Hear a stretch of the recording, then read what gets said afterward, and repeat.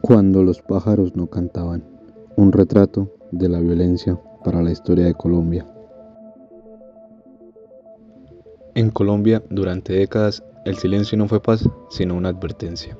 La tensa calma era algo del día a día.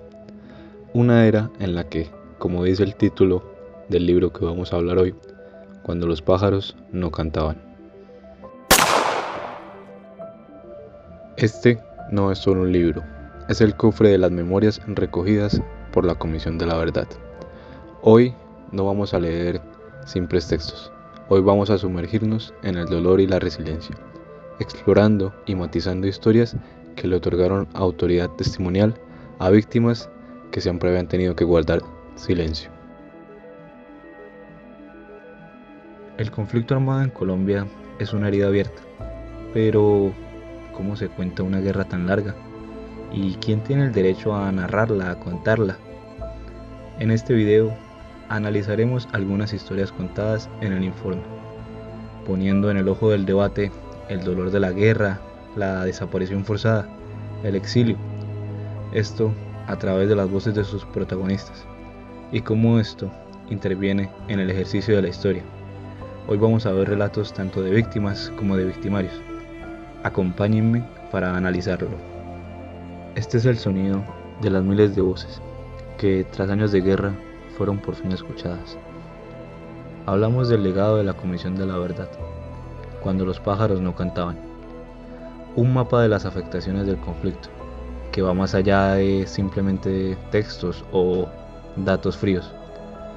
Vemos que políticos de varios sectores del país utilizan estas cifras y estos datos para manipular y simplificar el conflicto para su discurso, tal cual haría un mal historiador.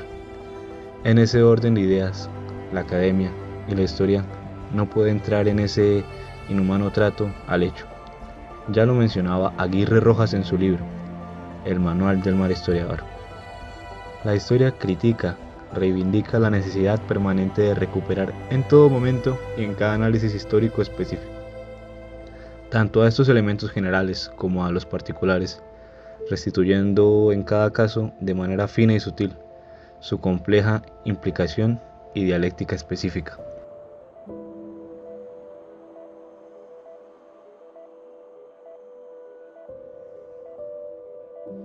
Empecemos a desentrañar el corazón del conflicto colombiano a través de las historias que vamos a narrar. Las siguientes dos historias son casi polos opuestos, pero las dos narran cómo personas jóvenes y de bajos recursos fueron vinculados de manera directa con la guerra, casi sin oposición o sin opciones distintas. Vamos. En el año en el que me gradué del colegio, en el 97, decido estudiar ingeniería industrial. Me presento a la universidad libre y paso. Pero en eso me recluta la policía. Yo estaba en Bogotá, estudié octavo y noveno allá, cuando resulté en la lista de la policía de Mitú. Debía presentarme. Ni siquiera era la lista de la policía, ahora que lo recuerdo. Era la del ejército. Solo que me dieron la oportunidad de escoger entre la policía y el ejército. Y como yo le tenía mucho miedo al ejército, dije, voy para la policía, que es lo más fácil. Luego ocurre la segunda toma. Nosotros éramos 30 auxiliares y 90 policías, 120 total. Los guerrilleros eran casi 2000. Y aunque nosotros sabíamos que la guerrilla se nos iba a meter, la respuesta del Estado había sido, tranquilos, que eso no va a pasar. Y nos mandaron un refuerzo de 20 policías un mes antes. Luego vino la tragedia. Ya estando secuestrados por las FARC varios años, lo único que pasaba por mi mente era el mensaje de mis familiares mediante las radios. Lo duro no eran los mensajes, lo duro era hacerle entender al familiar que estaba en libertad que uno estaba bien. Ellos se preguntaban si uno estaba enfermo o si uno ya comió. Es más duro para el familiar que está afuera que para uno mismo que está secuestrado. Eso lo aprendimos con el tiempo. Aunque ya han pasado 21 años del secuestro, yo creo que apenas lo estoy superando.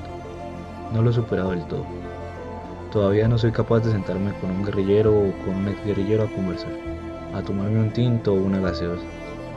Conozco algunas personas que estuvieron allá y a veces los veo por ahí, pero ¿qué voy a hacer? Igualmente, debo ser tolerante. Así como yo pienso de ellos, ellos pensarán de mí. Yo dejé de ser policía hace muchos años, porque pedí el retiro y mire, estoy por fuera y el otro también. Se acabó el conflicto con las FARC, y el que quedó desmovilizado tiene derecho a otra vida, a reivindicarse. Todos fallamos en algún lado de la vida, así pienso yo. Claro, que ya estoy superando ese paso de llegar al perdón, pero hasta allá no he llegado todavía.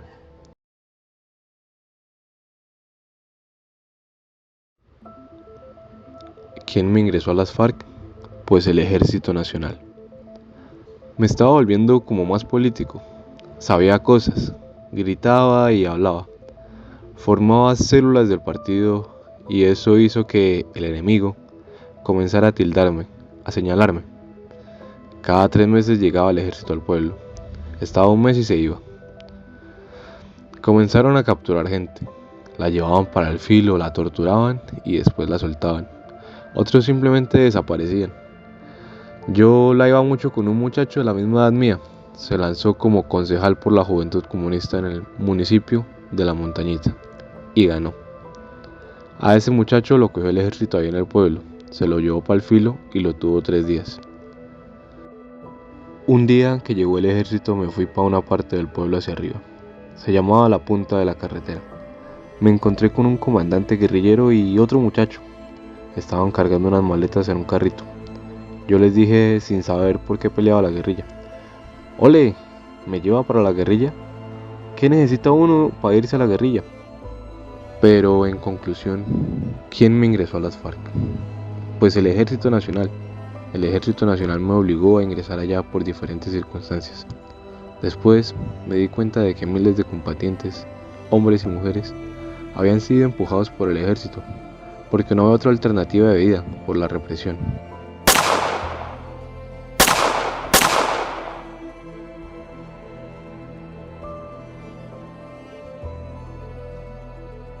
Estos dos relatos son una triste radiografía de lo que pasa en Colombia.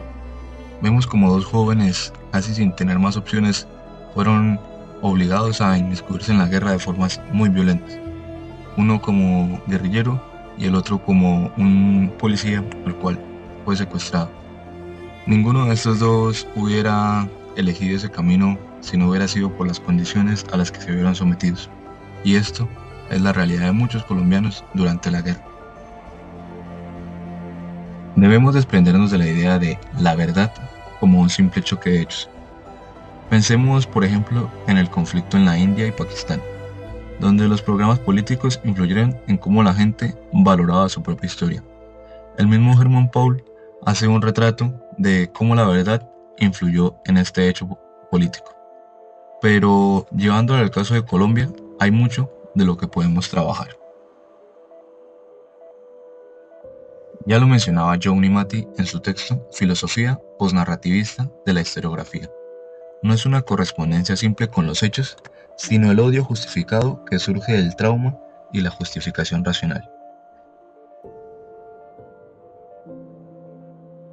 En el volumen testimonial de la Comisión de la Verdad, vemos que esta garantía surge al escuchar relatos que demuestran que ambos bandos pueden ser tanto víctimas como victimarios. Estos testimonios revelan que el destino trágico de estos jóvenes no fue una elección ideológica, sino la inevitable consecuencia de un país que falló al protegerlos de la guerra.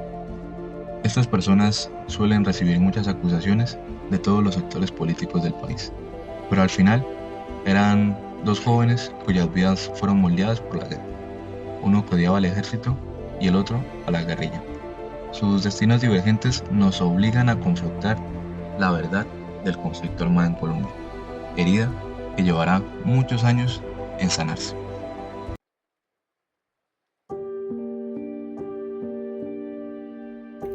La esencia de la guerra es la deshumanización total, y en el caso de Colombia, esto aplicó. Vemos cómo personas ajenas al conflicto se vieron inmiscuidas, conflicto que podríamos pensar viene incluso desde la revolución de Simón Bolívar. Pero ¿Por qué siempre en las guerras de los ricos terminamos peleando aquellos con pocos recursos? Esto también pasaba en el caso de la India, como mencionaba Germán Paul. Durante décadas, los de Ruana hemos tenido que llevar los problemas del conflicto, mientras que los más grandes causantes como políticos o cabecillas o líderes militares están cómodos, mientras que nosotros, personas del día a día, tenemos que soportar las consecuencias de la guerra. Muchos sin estar en el campo, o muchos no siendo considerados como víctimas de forma jurídica. El relato de estas víctimas no busca tipificar el conflicto en Colombia de manera académica o jurídica. Es más bien, como lo mencionaron varios autores, relacionado a la verdad del pueblo colombiano, su verdad, lo que los hizo entrar en el conflicto. Cada relato es una forma de verdad, aunque en la academia pueda llegar a negarse la validez de este relato. Como ser humano y como colombiano, también me parece relevante tener en cuenta todos estos relatos de la Comisión de la Verdad. Es un trabajo justo que busca sanar, no busca señalar ni volver a dinámicas del conflicto. Aplaudo a la JEP este excelente trabajo y agradezco por haberme regalado su tiempo. Muchas gracias, que tengan un buen día.